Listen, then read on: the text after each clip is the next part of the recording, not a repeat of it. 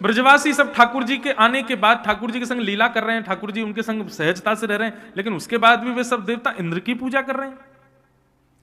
ठाकुर जी को लगा इससे तो इंद्र का अभिमान बढ़ेगा, और भगवान ने सब ब्रजवासियों से कहा कि भैया पूजना है तो नारायण को पूजो, क्योंकि उनके पूजन से सबका पूजन हो जाता है। उनमें सब देवता विद्यमान हैं। किसी एक की सेवा करके, निष्ठा करके अन्य देवताओं को नाराज मत करो, नारायण को पूज लो, सबको पूज लोगे। ब्रजवासी सब बोले लाला वर्षंते चली आ रही हमारी पूजा रुक जाएगी। बोले नहीं रुकेगी, आप चलो, गोवर्धन नाथ के शरणागत है, जाओ, वे आप पे कृपा करेंगे। इंद्र नाराज भयो तो बोले गिरिराज जी सब मंगल करेंगे। सब ब्रजवासी ठाकुर जी की बात मान करके गोवर्धन गए, 56 भोग लगाए, ब्रजवासियों ने परिक्रमा करी, और परिक्रमा करके जैसे ही लौट करके आए गोवर्धन नाथ को प्रणाम किया। जैसे ही प्रणाम करके सबन ने नेत्र उठा करके देखे तो महाराज 7 कोस लंबे चौड़े गिरिराज पर्वत के ऊपर 4 भुजा वाले श्री गोवर्धन नाथ प्रकट है गए। बोलो गोवर्धन नाथ की। 4 भुजा वाले ठाकुर जी प्रकट है गए। लाओ ब्रजवासियों भोग, लाओ ब्रजवासियों भोग, लाओ ब्रजवासियों भोग। सब ब्रजवासियों से कहने लगे अपने अपने घर की सामग्री लाओ भैया, खवाओ। सब ब्रजवासी बड़े आनंद में भर गए। बोले लाला तेरो देवता तो साचो है, देख प्रकट है गया। ब्रजवासी तो ऐसे बेचारे जाके गिरिराज जी की भुजा ने पकड़ पकड़ के देख रहे, मोम की तो ना है, असली है ना चारों। बोले हाँ लाला साचो देवता असली है, आते आके। सब ब्रजवासी। अच्छा एक बात बताऊं बंधु, मैं कथाओं में कहता हूं, ब्रजवासियों से प्रीति का कारण एक यह भी है कि ब्रजवासी बड़े सीधे हैं, बड़े भोले हैं। ठाकुर जी को अपने प्रिय वैष्णव भक्त में विद्वत्ता चाहिए नहीं, पवित्रता चाहिए नहीं, बहुत गुण चाहिए नहीं, भोलापन चाहिए। बोले हाँ, सरलता, सहजता, भोलापन। इतना भोला, इतना इतना सहज। मैं कहता हूं चतुर शिरोमणि व्यक्ति जो होते हैं, बहुत चतुराई जिनके अंदर होती है, वो जीवन में कभी ठाकुर जी को प्राप्त नहीं कर पाएंगे। बहुत बुद्धिमान जो होते हैं, आप कहोगे महाराज जी गलती है हमारी कि हम बुद्धिमान हैं। बुद्धिमान मीराबाई नहीं थी, सूरदास नहीं थे, तुलसीदास सब बुद्धिमान थे, लेकिन संसार के प्रति बुद्धित्व को प्रयोग नहीं करते थे। संसार के विषयों से बचा कैसे जाए उसमें बुद्धि का प्रयोग करते थे। हमको ज्यादा विषयों में पढ़ना ना पड़े उसके लिए बुद्धि का प्रयोग करते थे। और हमारी बुद्धि कैसी है, हम ज्यादा से ज्यादा संसार के हो जाएं उसमें बुद्धि का प्रयोग करते हैं। कोविड में सबके ऑफिसेस बंद हो गए, काम धंधे रुक गए, सबने दिमाग चलाने शुरू कर दिया कि क्या करें, कैसे करें, कहां से पैसा कमाएं। ठीक है, जीवन यापन के लिए आवश्यक है, पर कई लोगों ने तो ऐसे ऐसे कार्य भी अपना लिए कि जिनको बहुत चतुराई से कर दिया गया। बस चतुराई थी उसमें और कुछ नहीं था। कहने के अभिप्राय ज्यादा किसी वाक्य को कह के किसी के हृदय को ठेस क्यों पहुंचाएं, पर इतनी बात है कि ज्यादा चतुराई ठाकुर जी को प्रिय नहीं है। सहज रहो, सरल रहो, ज्यादा श्रेष्ठता में मत रहो, ऐसी बात। भगवान ने सब ब्रजवासियों के हाथ से उनके घर के प्रसाद गोवर्धन रूप में स्वीकार किए। ब्रजवासी बोले लाला, हाँ, बोले जी गोवर्धन देवता तेरे जैसा लग रहा हो बिल्कुल। तेरे भी अगर 2 भुजा प्रकट कर दी जाएं और नेका श्रृंगार और बढ़ा दिया जाए तो ऐसा लगेगा तू ही खड़ो है का सामने। लाला ये तेरो चेहरा काई को मिल लो इनते। बोले हम एक ही गैया को दूध पीवे, मैं यही गैया चरावे आऊं, मेरी गैया को दूध जे बाबा पीवे गोवर्धन नाथ, और भाई गैया को मैं पीऊं, या हमारे हम दोनों उनको चेहरा मिल लो है। ब्रजवासी बोले एक ही गैया को दूध पीवे तो चेहरा मिले, ऐसा कैसे, ऐसा क्या लाला। ए देख मधुमंगल तू और तेरी बहन दोनों ने अपनी मैया को दूध पियो। बोले हाँ, तुम दोनों को चेहरा मिले कि ना मिले। मधुमंगल बोला हाँ मिले तो है।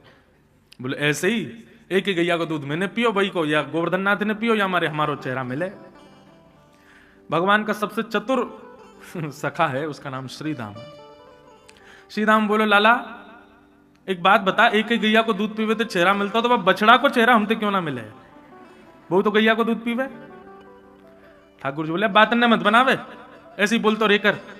इन बातन ने माने कर स्वीकार करे कर, एक ही गैया को दूध पीवे थे, हमारो चेहरा मिलो। और ब्रजवासी मान गए, अच्छा लाला तू सांची कह रो, यही हमारे चेहरा मिल लो होगो। ठाकुर जी ने कितनी लीलाएं कर दी, कितनी योग्यताएं प्रकट कर दी, कितने विशिष्ट क्रियाएं कर दी, लेकिन ब्रजवासियों को कभी ऐसा नहीं लगा कि ये हमारो लाला भगवान है। सब ब्रजवासियों के यहाँ के प्रसाद को ग्रहण किया। इंद्र को जैसे ही पता चला मेरी पूजा बंद हो गई, अभिमान के कारण इंद्र ने मेघमालाओं को आज्ञा कर दी, पूरे ब्रजमंडल को डुबो दो, इतनी वर्षा करो। काले काले बादलों ने आकर के गरजना शुरू किया।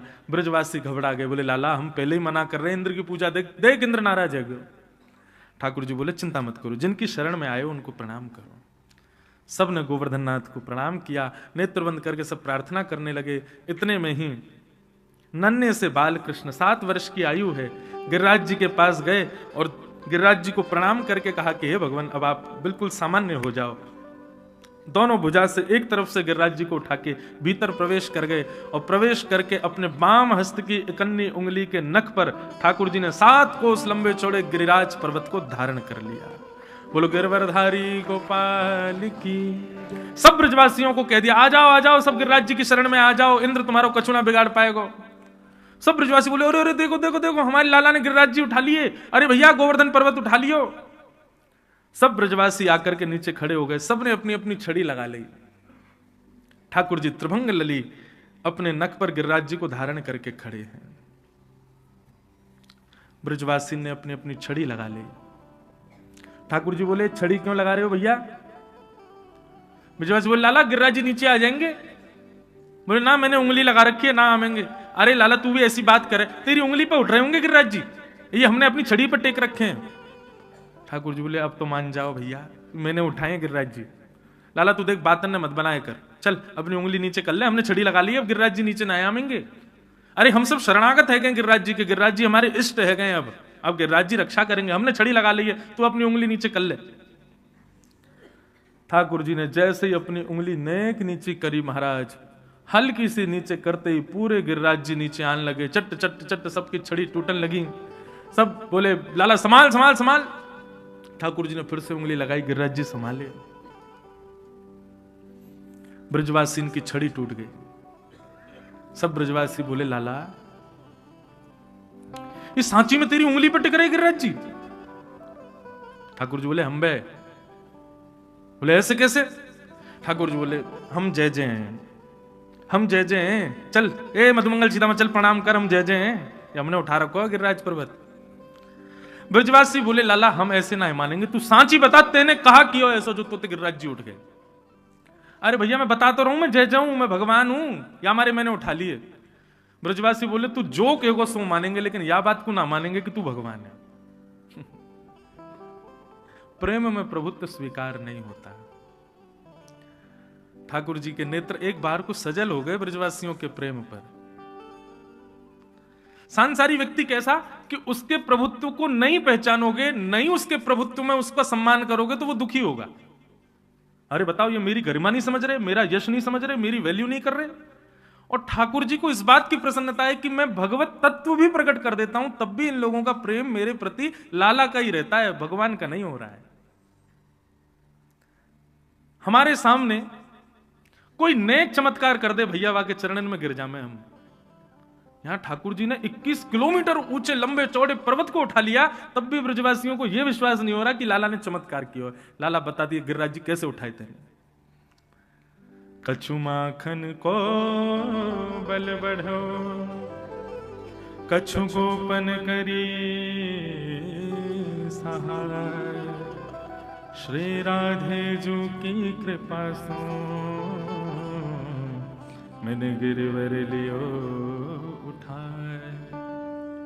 कछु माखन को बल बढ़ो, कछु तो माखन ते बल आ गयो मुंह में, और कछु गोपन करी सहाय, आप सब गोप ग्वालन की सहायता ते मैंने गिरिराज जी उठाए।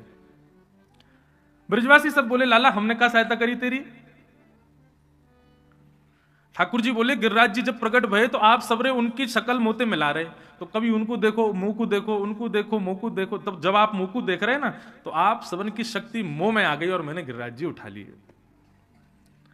आप सबन के बल से मैंने गिरिराज जी उठाए हैं, आप सबन की देखवे की वजह से आप सबन की शक्ति मोह में आई है, या मारे मैंने गिरिराज जी उठा लिए। ठाकुर जी ने पूरा श्रेय ब्रजवासियों को दे दिया। ब्रजवासी बोले लाला तभी तो हम कह रहे आजकल कमजोरी कहां आ गई हम में, आजकल इतनी जल्दी हम हाफन क्यों लगे हैं, इतनी जल्दी घबराहट सी रह जाए। अब तो चली ये जितनों घी खामे, मक्खन खामे, शहद खामे, सबन को बल तो लाला चोरी कर ले।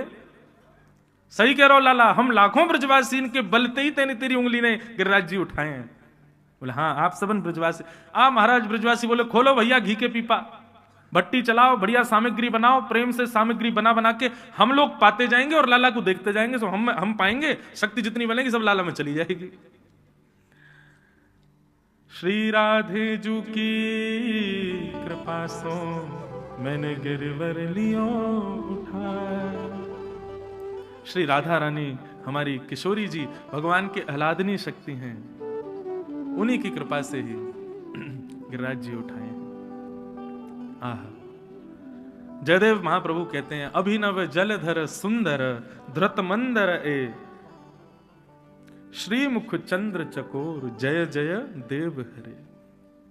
जयदेव महाप्रभु कहते हैं अभिनव जल के समान जिनका वपुः यानी जिनका अंग है, ऐसे ठाकुर जी अपने भुजा पर मंदर यानी कि पर्वत को धारण करते हैं।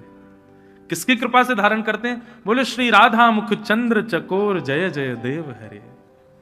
बंधुओं, मैं एक भाव कहा करता हूं कथा में कि जयदेव महाप्रभु जगन्नाथ जी से जाकर के बोले जगन्नाथ जी आपने गिरिराज जी 7 दिन 7 रात्रि तक क्यों धारण किए? ठाकुर जी बोले वर्षा कर रहा था इंद्र इसलिए धारण किए। बोले नहीं, आप चाहते तो 5 मिनट में पूरी लीला पूर्ण कर सकते थे। आपकी भ्रगुटी टेढ़ी होने पर इंद्र की मजाल कि वो ब्रज पर वर्षा कर दे। आपके चाहने से पूरा ब्रह्मांड हंसता है, आपके चाहने से प्रलय हो जाता है, आपके चाहने से इंद्र के भी 1000 जन्म हो जाते हैं। आप चाह जाते और एक बार यदि इंद्र को ऐसे देख लेते खड़े खड़े तो इंद्र की हिम्मत नहीं थी कि वो वृंदावन पर वर्षा कर दे। इंद्र 7 दिन 7 रात्रि तक बरसाता रहा और आप ऐसे ही खड़े रहे। 1-8 घंटे 2-4 घंटे की बात समझ आती है, भगवान 7 दिन तक आपने इतना सहा क्यों इंद्र के क्रोध को? बहुत सावधानी से सुनो, सहने की भी एक समय होता है, इतनी देर ही सहा जा सकता है। कोई 7 दिन 7 रात्रि तक सह ही रहा है।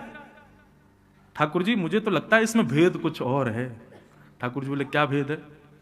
बोले भगवान मुझे ऐसा लगता है आपने जब गिरिराज जी धारण किए ना, धारण तो किए थे इंद्र की वर्षा से बचाने के लिए, लेकिन तभी आप मन में विचार कर रहे थे कि अब इंद्र को आज्ञा करूं कि वर्षा बंद कर दे, समझ जाए हमारी लीला को। लेकिन तभी आपने दृष्टि गोचर करते हुए सामने देखा तो असंख्य ब्रजवासी खड़े थे, घिच पिच करके सारे ब्रजवासी आपके चारों ओर खड़े थे और उसी में आपने दर्शन किया कि आपके ठीक सामने श्री किशोरी जी खड़ी हैं, श्री लाडली जी, श्री राधा रानी खड़ी हैं।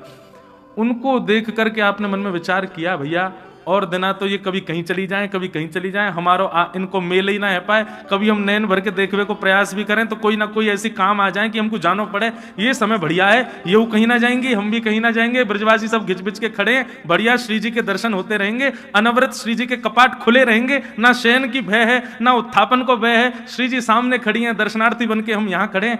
अब तो भैया यह समय को जितना हो सके उपयोग करो।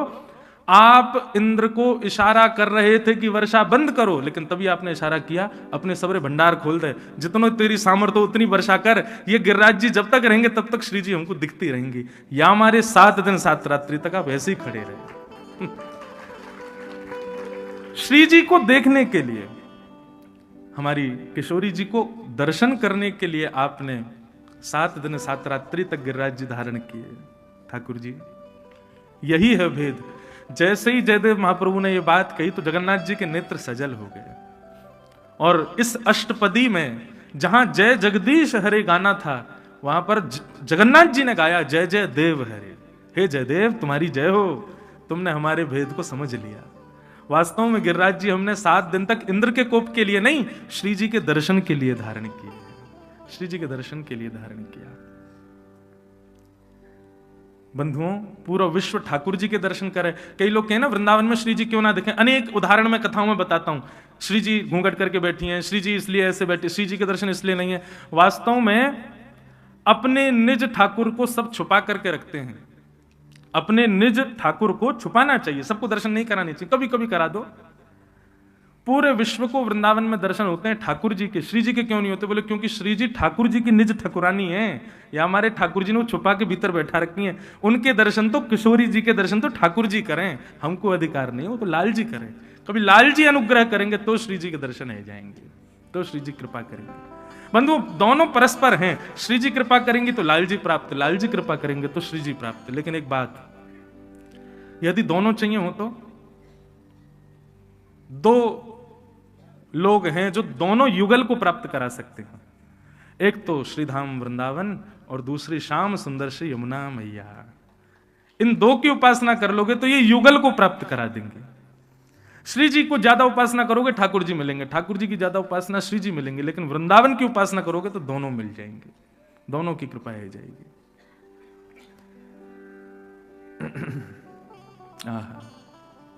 ऐसी श्री जी को हम प्रणाम करें।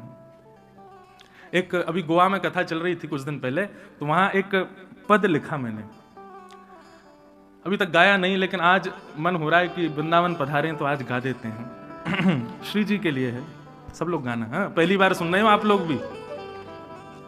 राधिका रानी जी वृषभानु दुलारी जी, राधिका रानी जी वृषभानु दुलारी जी, राधिका रानी जी वृषभानु दुलारी जी, राधिका रानी जी वृषभानु दुलारी जी। ओ सुन लो अर्ज हमारी हमारी, रहूं ब्रज रज को उपास उपासे, रहूं ब्रज रज को उपासे, रहूं ब्रज रज को उपास उपासे, रहूं ब्रज रज को उपासे। गाओ राधिका रानी जी वृषभानु दुलारी जी, राधिका रानी जी वृषभानु करताल बजा के गाओ। राधिका रानी जी वृषभानु दुलारी जी, राधिका रानी जी वृषभानु दुलारी जी। ओ सुन लो अर्ज हमारी हमारी, रहूं ब्रज रज को उपास उपासे, रहूं ब्रज रज को उपासे, रहूं ब्रज रज को उपासे उपासे, रहूं ब्रज रज को उपासे। किशोरी जी से प्रार्थना है कि ब्रजरज की उपासना हमारी बनी रहे है। किशोरी जी ऐसी आप कृपा करो। मैं कथा में कहूं भैया, लाडली जी को नाम जपोगे तो लाल जी मिलेंगे, लाल जी को नाम जपोगे तो लाडली जी मिलेंगी, लेकिन यहाँ ब्रज को नाम रटोगे तो सब मिल जाएंगे। यमुना जी भी मिलेंगी, किशोरी जी भी मिलेंगी, लाल जी भी मिलेंगे, संत भी मिलेंगे, ब्रजवासी भी मिलेंगे, गिरिराज जी भी मिलेंगे, सब मिल जाएंगे यदि वृंदावन को स्मरण करोगे तो। ऐसी श्री जी से प्रार्थना कि आप ब्रजरज की उपासना हमारी बढ़े, ऐसी कृपा हम पर करो। और ब्रज में कहां कहां करना चाहिए वो सब भाव से कहियो। ब्रजवासिन के मधुकर पाऊं, ब्रजवासिन के मधुकर पाऊं, ब्रजवासिन। अच्छा, मधुकरी पाने में सबसे बड़ी बात क्या है कि व्यक्ति दीन बनता है। वृंदावन की रसोपासना में दीनता बहुत आवश्यक है। अब आप यहां होटल में खाओ, रेस्टोरेंटों में खाओ, दीन थोड़ी बनोगे, लेकिन किसी ब्रजवासी के द्वार पर खड़े इंतजार करे, अंजलि में मांगोगे, दीन बनना पड़ेगा। दीनता। तो इसलिए मधुकरी, हमारे ब्रज के कितने बड़े बड़े संत आज भी मधुकरी पाते हैं, क्योंकि मधुकरी पाने से दीनता आती, अहम शून्य हो जाओगे। ये ऐसे ही नहीं है कि बस कहीं चली आ रही बात करनी है हमको, नहीं। ब्रजवासियों घर का पाओ, मांग करके पाओ, अंजलि में, कोई थाली आली नहीं, ऐसे हाथ फैला के। ब्रजवासिन के मधुकर पाऊं और श्री राधा रमण को मन में बसाऊं। वृंदावन में नाम जप करने से, वृंदावन में अन्य साधन करने से ठाकुर जी चित्त में विराजेंगे, कंफर्म नहीं है। लेकिन वृंदावन में किसी ब्रजवासी के घर की झूठन मधुकरी पालोगे और नेत्र बंद करके ठाकुर जी का ध्यान करोगे, तुरंत ठाकुर जी प्रकट हो जाएंगे। वृंदावन में मधुकरी की श्रेष्ठता है, पहला नियम। दूसरा, मंगला उठ यमुना जी जाऊं। एक हमारे बिहारी जी के गोस्वामी पूज्य श्री केडी गोस्वामी जी आज भी विराजते हैं, लाल जी की सेवा करते हैं। उन्होंने एक बार मुझसे एक बात कही, वे लाला, मैंने उनसे कही, मैंने कि आप बिहारी जी की सेवा करो, बिहारी जी को अपने हाथन से स्पर्श करो, ने कछु अपना अनुभव बताओ। मैंने कहा आपने बिहारी जी में कभी लाल जी के दर्शन किए या लाडली जी के कभी कृपा भई, कछु मुझको बताओ। हम तो ऐसी संतन ने और पुजारी ने और सब हमारे जो गोस्वामी इनके संग में ऐसी बात ही करूँ, मुझको कछु बताओ, कछु आपको अनुभव भयो हो तो उनने एक बात बताई कि एक बार बोले लाला, रात में मैं बिहारी जी की शयन करा करके, शयन जब करा रहा हूं, मालिश कर रहा हूं इत्र की, तो वास्तव में मुंह को बस ये रही कि हे बिहारी जी आपकी इतनी सेवा करिए, आप कभी कृपा करो, कभी अपना अनुभव कराओ। बोले मैं ये शयन कराते समय ये भावना रख रहा हूं, बाकी बाद में जाके सो गया। मेरा नियम है लाला, मैं रोज 3 बजे 4 बजे उठ के यमुना जी पे जाऊं और श्री यमुना जी के तट पे थोड़ा टहलूं, ऐसे घूमे जाऊं आगे तक। मैंने कहा अच्छा। फिर बोले कि मैं जैसे सुबह उठ करके रात में बिहारी जी की सेवा करी, सुबह उठ के 3-4 बजे यमुना जी पे गयो टॉर्च लेके और श्री यमुना जी को प्रणाम करके बाकी रज में बालुका में चलन लगो। थोड़ी दूर लाला सुंदर चंदन की सुगंधी आने लगी, तभी मैंने कहा देखो टॉर्च से कि श्री यमुना जी की बालुका में छोटे छोटे चरण बने हैं श्री जी के और ठाकुर जी के, और ऐसे नहीं कि एक संग वो चरण हैं, ऐसे मानो जैसे चल रहे हों। बोले छोटे छोटे चरणारविंद, उनकी आकृति अलग, जैसे श्रीमद् भागवत में वर्णन है कि ठाकुर जी के चरणों में चिन्ह बने, वज्रांकुश ध्वज सरोरुहलांचनाड्यम, वज्र बना है, चक्र बना है, ध्वजा बनी है ठाकुर जी के चरणों के तलवे पर। बोले ऐसी छवि उन चरण चिन्हों में दिख रही थी। उनने मुझे आज्ञा करी, बोले लाला यही अनुभव भयो, मैं तो से कहूंगा कभी श्री जी और ठाकुर जी के प्रत्यक्ष अनुभव करने हो ना, तो सवेरे सवेरे भोर में मंगला में यमुना जी चले जाइयो, भले स्नान मत करियो, यमुना तट पर घूमते रहियो, कछु तो अनुभव श्री जी कराएंगी। आज भी ब्रह्म मुहूर्त में श्री ठाकुर जी विचरण करते हैं यमुना तट पर। तो मंगला उठ यमुना जी जाऊं और श्री राधा वल्लभ की झांकी पाऊं। मंगला में सबसे श्रेष्ठ दर्शन हमारे श्री राधा वल्लभ जी, पूरे दिन दर्शन श्रेष्ठ हैं पर मंगला के सबसे विशेष। और अभी तो खिचड़ी भोग प्रसादी पतना शुरू भई कि नहीं, अभी है गई होगी राधा वल्लभ जी में। ऐसी मधुर खिचड़ी बने सवेरे सवेरे ठाकुर जी के, सुबह ही सुबह 2 बजे से बननी शुरू हो जाए, मंगला में भोग लगे ठाकुर जी को। पहली उपासना ब्रज में मधुकरी, दूसरी उपासना यमुना जी, मंगला में दर्शन, तीसरी रसिक जनन की संगत पाऊं।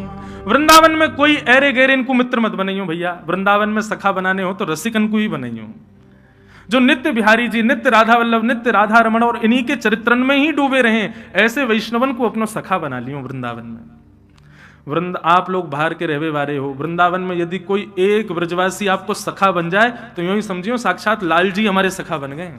वह ब्रजवासी के रूप में लाल जी नहीं हमारा सखत स्वीकार किया है। तो पहली सेवा मधुकरी, दूसरी सेवा यमुना जी, तीसरी सेवा रसिक जनन की संगति। और कुंज बिहारी संग नेह लगा, श्री कुंज बिहारी संग नेह लगा। ये 3 कार्य यदि वृंदावन में रह के कर लिए, मधुकरी, मंगला यमुना जी भ्रमण और रसिक जनन की सेवा, इन तीनों को परिणाम कहां मिलेगा? तब हमारे लाल जी कह रहे हैं, गोवर्धन पर्वत पे राजो।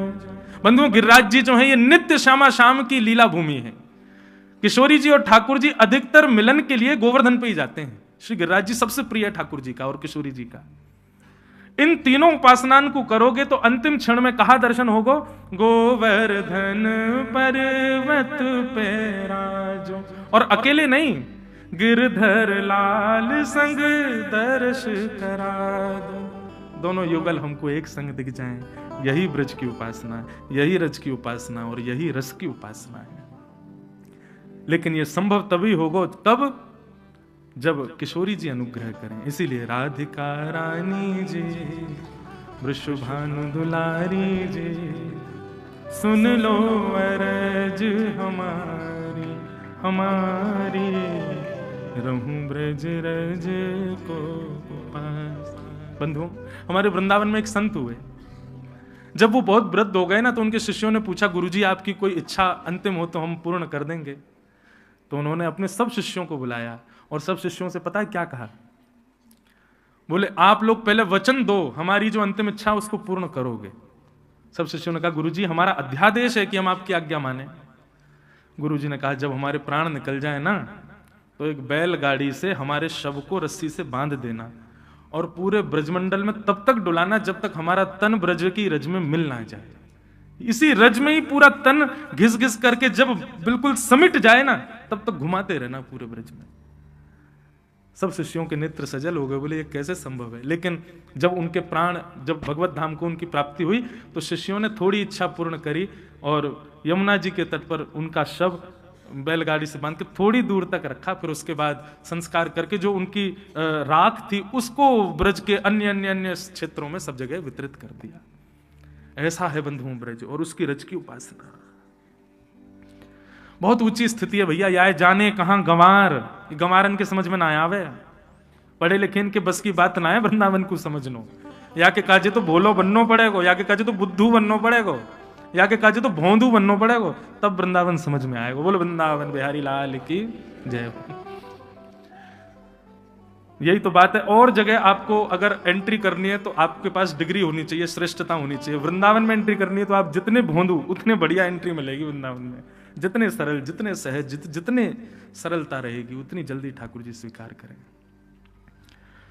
ठाकुर जी ने गिरिराज जी धारण किए। 7 दिन 7 रात्रि बाद पुनश्च गिरिराज जी को विराजमान किया। इंद्र ने आकर के क्षमा मांगी, भगवान ने इंद्र को क्षमा कर दिया। ब्रह्मा जी प्रकट हो गए, मेरो का दोष, मोह को क्षमा नहीं किया आपने और इस इंद्र को क्षमा कर दिया आपने। ब्रह्मा जी बोले तेरी करनी और इंद्र की करनी में अंतर है। बोले क्या? दोनों ने आपके रूप को नहीं समझा, दोनों ने आपकी सत्ता को ना समझ के आपके ऊपर आक्रमण किया, उसको आपने क्षमा कर दिया, मुझको नहीं किया। क्यों? ये पक्षपात क्यों ठाकुर जी? भगवान बोले मेरी सत्ता नहीं समझो कोई बात नहीं, पर मेरे वैष्णवों की समझो। ब्रह्मा जी आपने मेरे ग्वाल वालों को ऐसा काम किया कि वो मुझसे दूर हो गए, लेकिन इंद्र ने ऐसी वर्षा करी कि मैंने गिरिराज जी उठाए, सब ब्रजवासी मेरे पास आ गए, सब मेरे समीप आ गए। ये तो और यानी ऐसा कर दियो कि जो नेकाद भी दौरे वो भी मेरे पास आ गए। या हमारे मैंने इंद्र को क्षमा किया है। या की करनी से मैं प्रसन्न हूं, क्योंकि या की करनी से सब ब्रजवासी मेरे समीप आए। तब इंद्र को भगवान ने क्षमा किया। गायों ने भगवान का आकर के अभिषेक किया और भगवान का नामकरण किया। ठाकुर जी का नाम गायों ने रखा गोविंद। ये गोविंद नाम गायों ने रखा है ठाकुर जी का। गैया मैया ने नाम गोविंद रखा है। मैं बंधुओं एक जगह कहीं कथा जोधपुर में एक बार कर रहा था, तो वहां कथा कहते कहते भाव आया और फिर भाव की पुष्टि के लिए संतों से मैं पूछ लेता हूं कि आज मंच पे ऐसा भाव आया, ये सही है कि नहीं। तो भाव ऐसा था कि वृद्धों को, जो वृद्ध हो गए, जिनके अब हाथ पांव नहीं चल पाते, ज्यादा बोल नहीं पाते, ज्यादा कहीं उठ बैठ नहीं पाते, ऐसे लोगों को यदि भजन करना है तो किस नाम से वे भजन करें ठाकुर जी का? तो गोविंद। ये गोविंद नाम का जितना उच्चारण वृद्ध लोग करेंगे ठाकुर जी, क्योंकि देखो कृष्ण बोलने के लिए युवा होना जरूरी है। वृद्धों से आप कृष्ण बुलवा बोल ही नहीं पाएंगे, गलत सलत बोलेंगे। जिसकी बुद्धि स्थिर नहीं है, जिसका खान पान शुद्ध नहीं है और जिसकी तन की शुद्ध नहीं है, ऐसे 3 प्रकार के लोग कृष्ण शब्द का उच्चारण शुद्ध नहीं करते। इसलिए ऐसों के लिए गोविंद, और उसमें द न भी बोले गोविंद गोविंद गोविंद गोविंद गोविंद। ये ठाकुर जी को बहुत प्रिय है। इसका प्रमाण यह है कि श्रीमद् भागवत में जो पहली स्तुति है वहां कुंती ने भगवान को गोविंद कहा है। कृष्णाय वासुदेवाय हरे परमात्मने प्रणतः क्लेशनाशाय गोविंदाय नमो नमः। गोविंद, ये गोविंद नाम ठाकुर जी को बहुत प्रिय है। इस नाम से ठाकुर जी को पुकारो।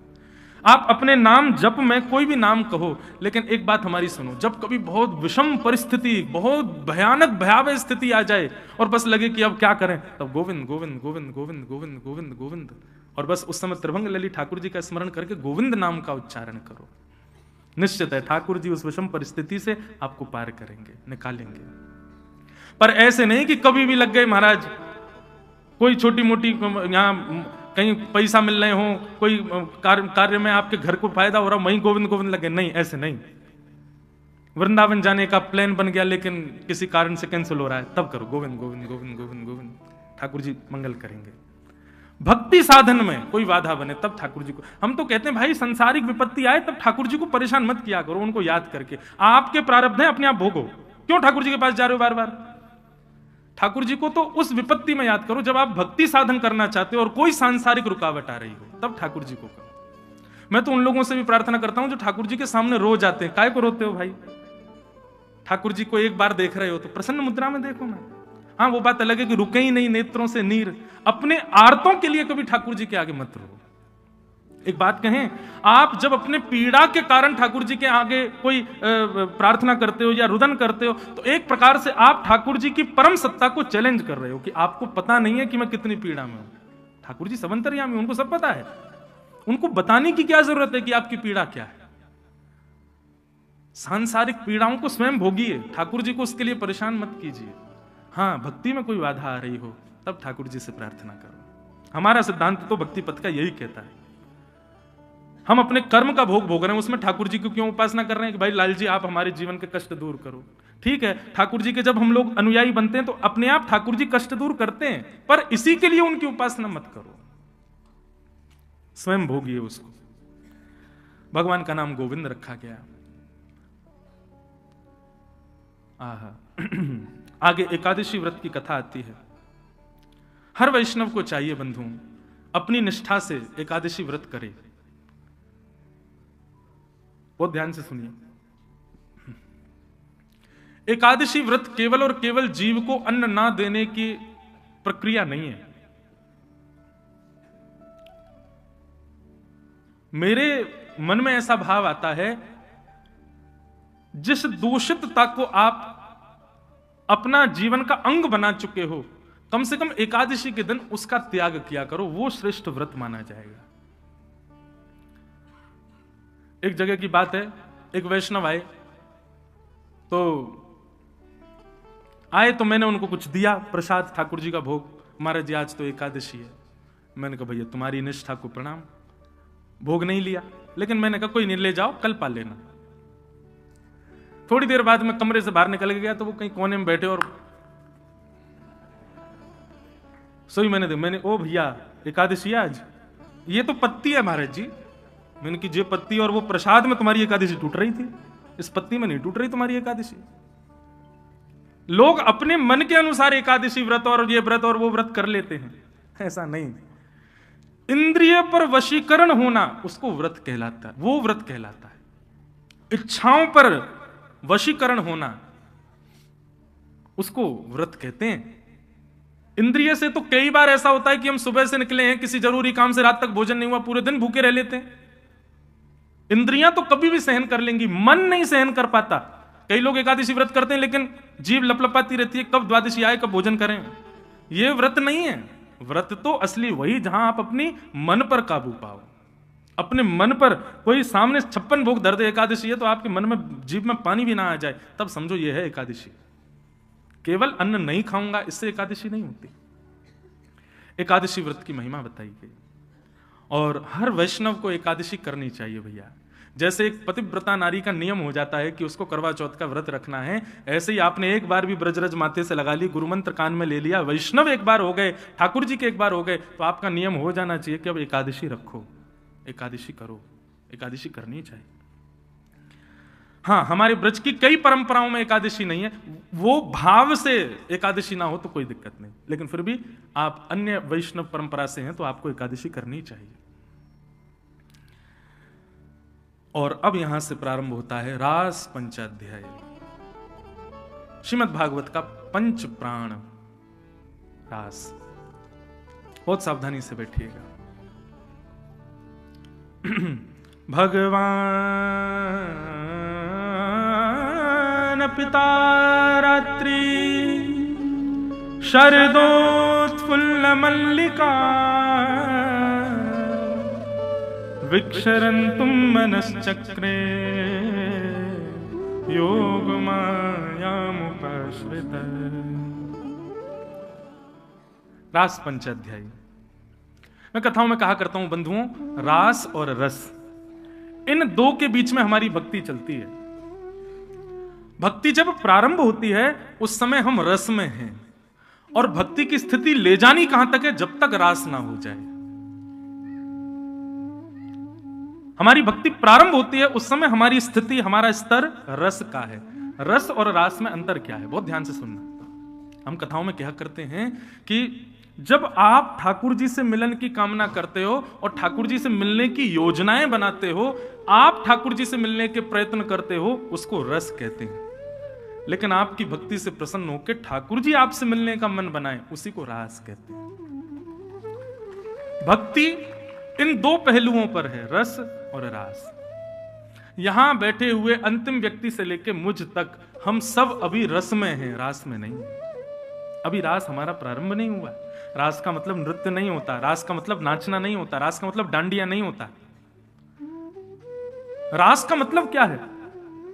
ठाकुर जी यदि आपको मिल गए तो मैंने कल क्या बताया था कि तन की सुध नहीं रहेगी।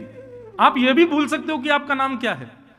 और कई बार जब हमको बहुत मात्रा में सुख या आनंद मिल जाता है, उस समय हम विचार नहीं करते, हम समझ नहीं पाते कि हम कर क्या रहे हैं।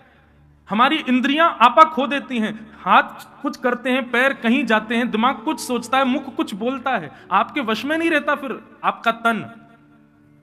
गोपियों को जब श्री कृष्ण रास के लिए प्राप्त हुए तो गोपियों का तन भी उनके आपे से बाहर चला गया और इतने आनंद में भर गई कि गोपियों को कुछ नहीं सूझा तो नाचने लगी। इसलिए रास में नृत्य हुआ, नहीं तो रास का मतलब नृत्य नहीं होता है। आप सबसे मेरी प्रार्थना, बहुत ध्यान से सुने, बहुत सावधानी से सुने, और पीछे वाले बड़े ध्यान से सुनना, उनको सुनने दें। हमारी दृष्टि उसी पे पड़ती है जो ध्यान से सुनता है। एक मुझको आज कोई बोला, महाराज जी आपके वहां सामने एक व्यक्ति सो रहा था, आपको दिखा? मैंने कि मेरी दृष्टि नहीं जाती, जो लोग नहीं सुनते या सो जाते हैं उन पर मेरी नजर ही नहीं पड़ती। ठाकुर जी की बड़ी कृपा, क्योंकि उनको देख लूं तो मुझे भी नींद आ जाए। तो बड़ी कृपा है ठाकुर जी की, दृष्टि उसी पे ही घूमती है जो कथा सुन रहा है। तो इसलिए सबको सुनने दो, बहुत ध्यान से सुनो। ये रास है, अच्छे अच्छों को समझ नहीं आता, ये अच्छे अच्छों को प्रवेश नहीं होता इस रास की कथा में। तो रस और रास में अंतर बता रहा था मैं। आप माला जप रहे हो, आप राधा रमन जी जा रहे हो, आप राधा वल्लभ जी जा रहे हो, आप बिहारी जी जा रहे हो, आप परिक्रमा लगा रहे हो, गोवर्धन जा रहे हो, बरसाने जा रहे हो, गोवर्धन जा रहे हो, वृंदावन आ रहे हो, संत जनों को प्रणाम करने जा रहे हो, कथा सुन रहे हो, ये सब रस के अंतर्गत आता है। लेकिन इन सब का रस लेते लेते लेते लेते जब आप रसयुक्त हो जाओगे, अत्यंत रस आपके भीतर जब भर जाएगा, तब आपको राधारमण जी के पास नहीं जाना, राधारमण जी आपके पास आएंगे, तब होगा रास। उसे कहते हैं रास। हम लोग सब कौन है? गुल्ला। कौन है? गुल्ला। और ये कथा हो गई, वृंदावन हो गया, गोवर्धन हो गया, वृंदावन परिक्रमा, गोवर्धन की परिक्रमा, ये सब है रस।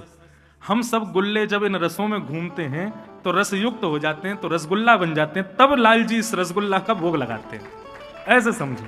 और लाल जी जब रसगुल्ला का भोग लगाएं तो उसी प्रक्रिया को क्या कहेंगे? रास। समझ में आई बात? एक रास सुनाऊं। मेवाड़ के राजघराने की एक कन्या थी, उसका नाम था अजब कुमारी। क्या नाम था? अजब कुमारी। अजब कुमारी अपने राज परिवार के साथ गोवर्धन आई। तब हमारे श्रीनाथ जी, परसों तक जो यहां विराज रहे थे, हमारे लाल जी भी श्रीनाथ जी हैं, ये श्रीनाथ जी का स्वरूप है। तो श्रीनाथ जी गोवर्धन में विराजते थे। तो अजब कुमारी अपने राज परिवार के साथ ब्रज का दर्शन करने के लिए आई। लेकिन जैसे ही वो गोवर्धन गई और गोवर्धन में उसने गिरिराज पर्वत के ऊपर एक भुजा उठी है, दूसरी भुजा कमर पर, नैन नीचे हैं, मधुर सलोने श्याम सुंदर के गिरधर स्वरूप को जब उसने देखा, वो फिर किसी और को देख नहीं पाई। अब तो वो जब नेत्र बंद करती है तब उसको ठाकुर जी दिखते हैं। वो जहां जाती है वहां उसको ठाकुर जी की याद आती है। भोजन करने बैठती है तो भी रोटी तोड़ के हाथ में बैठी रहती है, 2-2 घंटे तक थाली रखी है, भोजन नहीं कर पाती। किस विचार में रहती है, किस सोच में रहती है, अजीब सी स्थिति हो गई। एक वो पद है ना, लगन लगी घनश्याम की जाए, लगन लगी घनश्याम की जाए, लगन लगी घनश्याम। आपके पास पूरा पद है? हो तो मैं दियो, मैं तब तक गाऊंगा। बहुत सुंदर पद है। इस पद में वर्णन है कि जिसको ठाकुर जी की लगन लग जाती है उसकी स्थिति कैसी हो जाती है, अवर्णनीय, वर्णन नहीं किया जा सकता उसका। तो अजब कुमारी ऐसी हो गई, भोजन की थाली सामने रखी रहती है, कवल उसके हाथ में पड़ा रहता है और वो सोचती रहती है। मां आकर के बोलती है, अरे भोजन कर। तब उसको याद आता है, एक कवल खाती है, उठ के चली जाती है। वन की ओर देखती है तो उसको वृंदावन दिखता है, पर्वतों को देखती है तो उसको गिरिराज जी दिखते हैं, वैष्णव संतों को देखती है तो उसका मन होता है कि इनके चरणों में प्रणाम करूं। लेकिन चित्त वृत्ति 24 घंटे स्मृति रहती है, ठाकुर जी की याद आती है। वही त्रिभंग लली श्याम सुंदर, सजल श्याम घन वरण लीन है, फिर चित अनत न भटक्यो। श्री कृष्णदास जी का यह पद इतनी भावनाओं को समेटे हुए है अपने अंदर। कृष्णदास जी कहते हैं, आपने ठाकुर जी का वर्ण किया, कोई बड़ी बात नहीं, लेकिन यदि ठाकुर जी ने आपका वर्ण किया तो आपकी स्थिति क्या होगी? बोले फिर चित अनत न भटक्यो, कहीं और के रह नहीं पाओगे। फिर वृंदावन आकर के वापस जाने के लिए तैयारी हो गई, बैग पैक कर लिया, गाड़ी में बैठ गए और वृंदावन से निकल गए, तो समझो ठाकुर जी ने स्वीकार नहीं किया। लेकिन वृंदावन से जाने का समय आए, बैग पैक नहीं कर पाओ, कपड़े कहां रखें, सुध बुध ना रहे, बस चिंतन रहे अब कैसे जाएंगे, यहां से निकलना कैसे, जाना पड़ेगा कल। और जैसे जैसे वृंदावन दूर होता जाए तैसे तैसे प्राण हलक में आते जाएं। ये समझ लेना, ये आपका विरह नहीं है, ठाकुर जी ने आपको स्वीकार किया है, इसीलिए ऐसा हो रहा है कि ठाकुर जी के स्वीकारीकरण का प्रमाण है। सबको नहीं करते हमारे लाल जी स्वीकार। लाखों करोड़ों लोग, अब कल के अखबार में लाखों की भीड़ आने वाली है वृंदावन में, हमारे घर के बाहर से लेके बिहारी जी तक लाइन लग रही है, लाखों लोग दर्शन कर रहे हैं, पर बिहारी जी स्वीकार 1 या 2 कोई करेंगे, 1-2 लाख में भी।